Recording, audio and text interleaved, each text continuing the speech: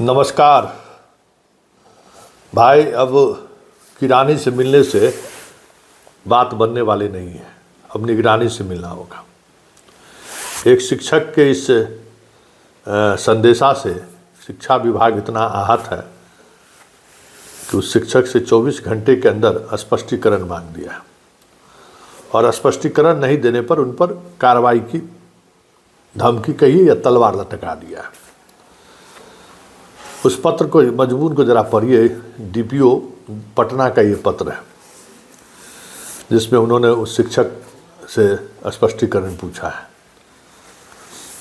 अब आप बताइए कि संबंधित पदाधिकारी को आपने नहीं बताया, आपने ये बातें क्यों शेयर किया, इसका क्या मतलब है? जो घूसखोरी की जो स्थिति है, जिस स्तर तक घूसखोरी चल रही है, कौन सुनने वाला है, किसके पास जाएगा? यहाँ तो निगरानी भी जिसको पकड़ लेता है, जरा इस वीडियो को जरा गौर से देखिए। या लोग पटना 1 लाख रुपया घूस लेते हुए गिरफ्तार हुआ है और इस पर चार्ज क्या है?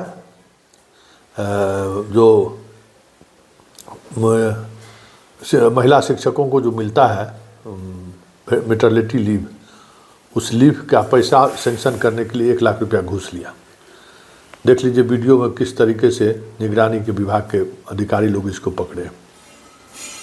देख लिए ना किस तरीके से पकड़ा है। 1 लाख रुपया रंगे हाथ लेते हुए शिक्षक से मैटरनिटी लीव के लिए लिया है, जबकि 1 लाख रुपया लेने की कैपेसिटी किसी किरानी को नहीं है। बिना उस विभाग के अधिकारी की मिली भगत का संभव ही नहीं है। लेकिन नियम ऐसा बना हुआ है कि जिसके हाथ में पैसा रहेगा वही गिरफ्तार होगा, इसलिए इतना लोग गिरफ्तार हो गया और अधिकारी बच गए। और इसका लाभ क्या मिलता है? जैसे ही निगरानी के चंगुल से बाहर निकला, इसको फिर से लोग ड्यूटी पर बैठा देता है। सैया भेल कोतवाल तो डर काहे का। तो जिस आलोक को की नौकरी ख़त्म होनी चाहिए थी, जिस आलोक को सेवा मुक्त होना चाहिए था, जिस आलोक को बाहर आने के बाद वेटिंग फॉर पोस्टिंग में रहना चाहिए था, या फिर उस विभाग वहाँ से शिक्षा विभाग के दफ्तर से उठाकर कहीं दूसरे जगह भेज देना चाहिए था, वहाँ नहीं भेज के यहीं बैठा हुआ है, फिर वही धंधा हो रहा है। ज़रा इस बात को समझिए कि किस तरीके से चीज़ें चल रही हैं। और किरानी नहीं निगरानी के पास जाइए, ये स्लोगन शिक्षकों को क्यों कहना पड़ रहा कि अधिकारी इतने बेशरम हो चुके हैं। अधिकारी को डर भय जैसा नाम कुछ भी नहीं है, डर नहीं है, डर खत्म हो चुका है। मतलब इतने दुस्साहस, भाई गजब की स्थिति है। नीतीश कुमार भले सक्रियता दिखा रहे हो, जगह जगह घूम रहे हैं, जगह जगह योजनाओं का शिलान्यास कर रहे हैं, उद्घाटन कर रहे हैं, समीक्षा कर रहे हैं, लेकिन उनके बेचारगी का, उनके अस्वस्थ होने का लाभ यही भ्रष्टाचारी लोग उठा रहा है कि सारे सिस्टम में गजब का भ्रष्टाचार चल रहा है, दूर दूर तक। और ये कभी नहीं होता था नीतीश कुमार के शासनकाल में कि भ्रष्टाचारी को प्रोटेक्शन के लिए पदाधिकारी या सामने आ जाए, कभी नहीं। लेकिन आप देख लीजिए हाल के दिनों में जितने भ्रष्टाचार की घटनाएं घटी हैं, देख लीजिए जिस इंजीनियर के घर में नोट मिला, नोट जलाते हुए उसकी पत्नी भाग गई, उसको कोर्ट से डिस्ट्रिक्ट कोर्ट से बेल भी मिल गया, और फिर अपना ड्यूटी ज्वाइन कर ले है। फिर वही है जिस उस पर बाकी प्रोसेस शुरू होना चाहिए। विभाग उसके प्रति हमदर्द है, हमदर्दी दिखा रहा है, क्योंकि विभाग का ना काम कर रहा था। वो पैसा लेके आया था, शेयर जिस नेता से लेकर पदाधिकारी तक जिसके पास शेयर पहुँचाना था वही पहुँचाने के लिए आया था। तो बाहर निकला तो सब अब उसको मदद कर रहा है। रिशु श्री वाले मामले में देख ही लीजिए, स्पेशल विजिलेंस यूनिट कुंडली मार कर बैठा हुआ है।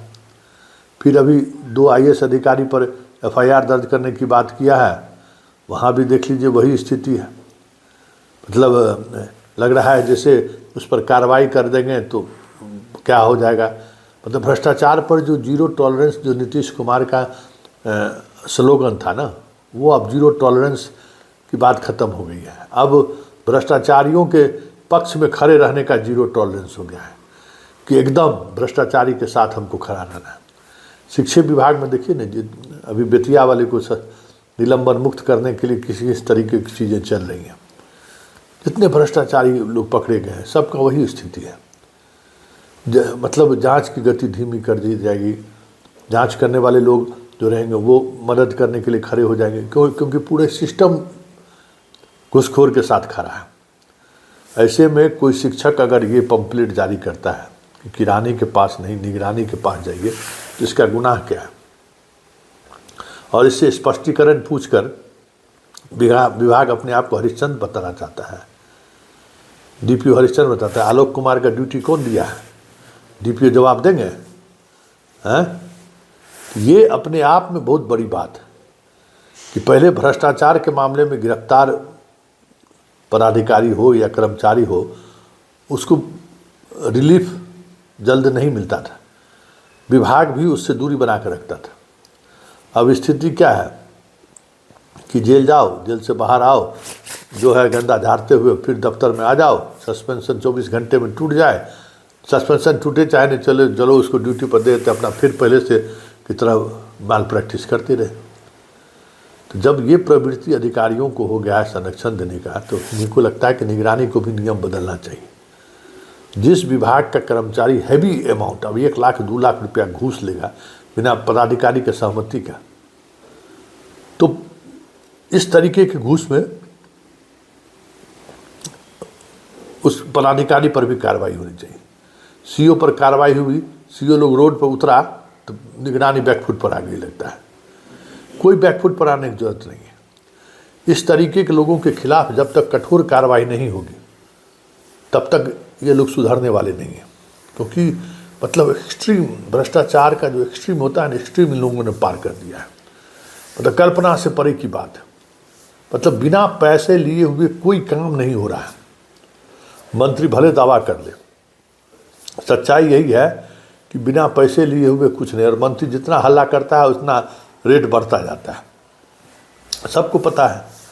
इसलिए बिहार के शिक्षकों के द्वारा जो ये स्लोगन लिखा गया है कि काम अगर नहीं हो रहा तो किरानी के पास नहीं निगरानी के पास चलिए, हमको लगता है कि ये स्लोगन उस फ्रस्ट्रेशन को जता रहा है कि आने वाले समय में भ्रष्टाचारियों के खिलाफ बड़ी गोलबंदी आपको बिहार में होता हुआ दिख जाए तो कोई बड़ी बात नहीं होगी, क्योंकि भ्रष्टाचार से हर कोई तबाह है, परेशान है। मतलब भ्रष्टाचारियों को लेकर लोगों का जहन में कहे ना, इस तरीके का घृणा और गुस्सा है जिसकी कल्पना आप नहीं कर सकते, क्योंकि भ्रष्टाचारी ये नहीं देख रहा है कि सामने वाला आदमी कितना परेशान है। आप मैटरनिटी लीव जो लेगा उसको उससे आप 1 लाख रुपया मांगेगा, भाई वेतन पर रहने वाले ये लोग हैं, उससे आप 1 लाख रुपया मांगेगा, हैं? मतलब मुफ्त का है क्या? सरकार पैसा दे रही तो उसमें हमको पैसा दीजिए। तो ये प्रवृत्ति कोई एक विभाग का नहीं है, सारे विभाग का ये प्रवृत्ति है। लेकिन शिक्षकों ने दुस्साहस का काम किया है। इसलिए एकदम किरानी नहीं निगरानी के पास चलिए, ये स्लोगन बिहार के बदलाव का संकेत भी है।